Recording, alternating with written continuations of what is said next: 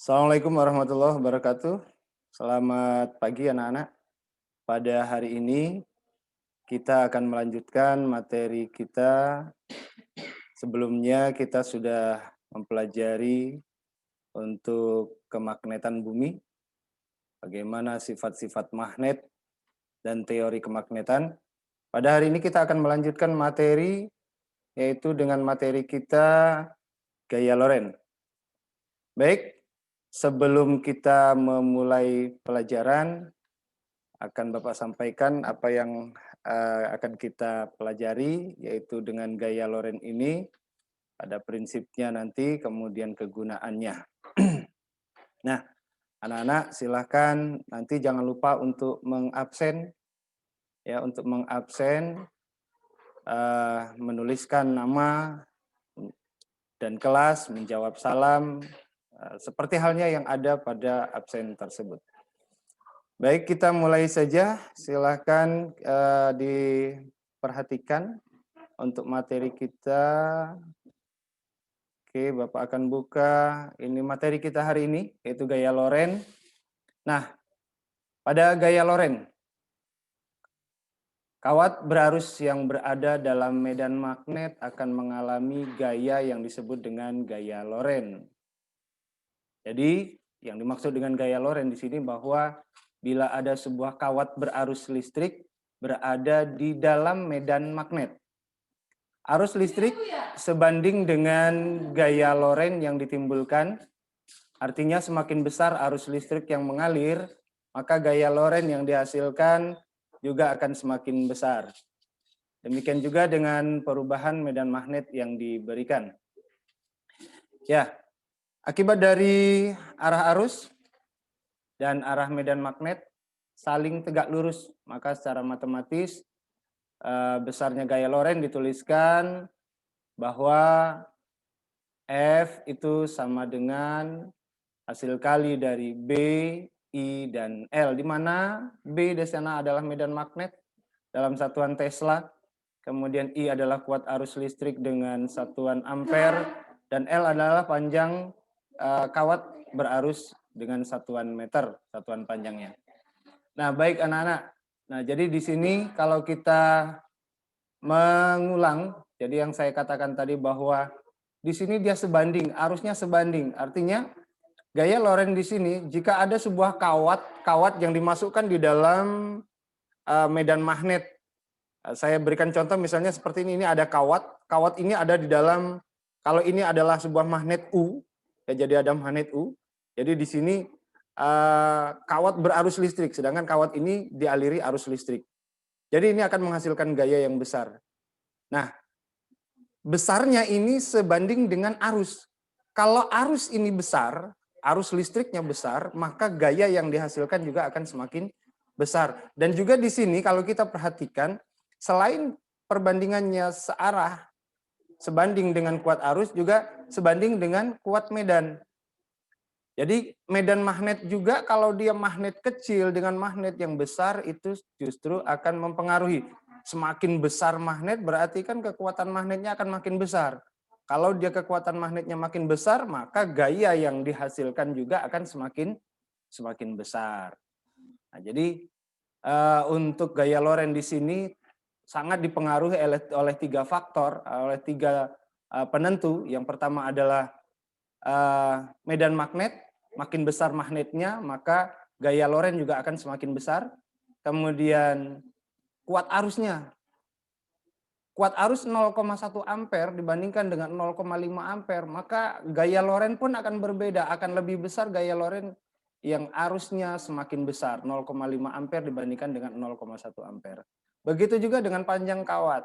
Jika kawat 1 cm dibandingkan dengan kawat 1 meter, maka gaya Lorentz yang dihasilkan juga akan semakin besar untuk kawat yang lebih panjang. Baik, anak-anak, penentuan arah gaya Lorentz ini dapat dilakukan dengan menggunakan kaidah tangan kanan, itu dengan kaidah tangan kanan. Nah, perhatikan tangan kananmu sendiri, ya, tangan kananmu sendiri, yaitu dengan ibu jari, telunjuk, dan jari tengah saling tegak lurus membentuk 90 derajat. saling tegak lurus. Nah, jadi saling tegak lurus seperti ini, ya. Nah, ini arahnya gaya Loren. Nah, seperti halnya pada gambar di sini. Baik, di sini kita lihat bahwa ibu jari menunjukkan arah arus, jari telunjuk menunjukkan medan magnet, dan jari tengah ini adalah arah gaya Loren. Jadi ketiganya ini saling tegak lurus. Antara I dengan B ini tegak lurus 90 derajat, antara B dengan F juga tegak lurus 90 derajat, antara I dan F juga tegak lurus 90 derajat. Ini kalau kita melihat arah daripada gaya Loren, ya.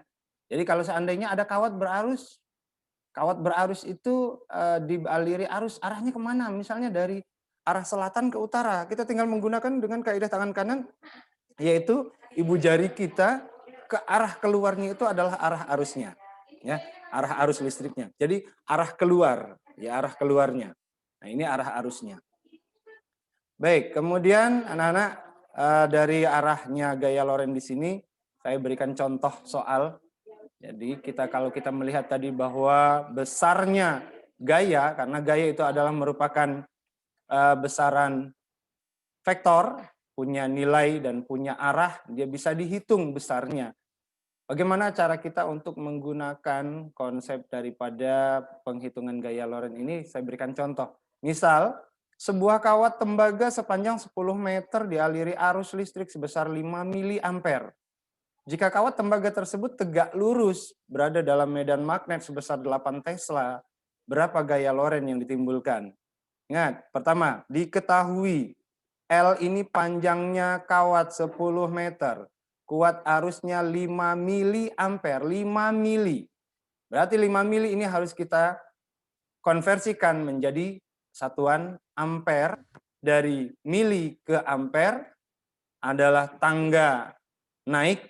Berarti kalau naik itu harus dibagi. Nah, dibagi 1000. 5 dibagi 1000, 0,005 ampere. Kemudian medan magnetnya sebesar 8 Tesla. Bisa tinggal kita menghitung hasil kali dari kuat arus listrik, panjang kawat, dan besarnya medan magnet. Sehingga kalau kita kalikan dari ketiga variabel ini tadi, B, I, dan L, 8 dikalikan 0,005 dikalikan 10 meter, maka kita dapatkan hasilnya 0,4 Newton. Jadi gaya Loren yang ditimbulkan sebesar 0,4 Newton. Ingat bahwa setiap kita menggunakan satu konsep, perhatikan di sana antara besaran dan satuan. Satuan yang belum sesuai, belum setara itu harus kita konversikan. Saya berikan contoh yang lain. Contoh yang kedua, jika gaya Loren yang ditimbulkan oleh kawat tembaga sepanjang 2 meter dialiri arus listrik sebesar 2 miliampere adalah 12 Newton. 12 Newton. Maka berapa besar medan magnet yang melingkupi kawat tembaga tersebut? Di sini kita melihat contoh soal yang lain bahwa yang diketahui di sini adalah gaya Loren, sudah kita ketahui besarnya adalah 12 Newton. Kemudian kawatnya panjangnya 2 meter dan dialiri arus 2 miliampere. Nah, yang ditanyakan di sini berapa kekuatan medan magnetnya? Besar medannya berapa? Oke, kita lihat di sini yang diketahui, ya. Panjang kawatnya 2 meter, kemudian kuat arusnya 2 miliampere, ya. 2 kali 10 pangkat min 3 artinya 2 kali 1/1000 atau 2 dibagi 1000. Ya, 0,002 ampere. Kemudian gaya Lorennya sebesar 12 Newton. Yang ditanya adalah medan magnet B. Ingat konsep kita tadi bahwa F sama dengan B kali I kali L. Jika yang ditanyakan B, maka kita lihat di sini. Jika yang ditanyakan B, maka B itu sama dengan F dibagi I kali L. Ya, jadi kalau saya ajarkan di sini anak-anak bahwa dalam sebuah persamaan itu ada teman dan lawan. Yang dipisahkan oleh sama dengan itu adalah teman. Jadi sebelah kiri dengan sebelah kanan. Ya. Lawan dibagi teman. Jadi kalau ditanyakan B, lawannya B adalah F, temannya B adalah I dan L.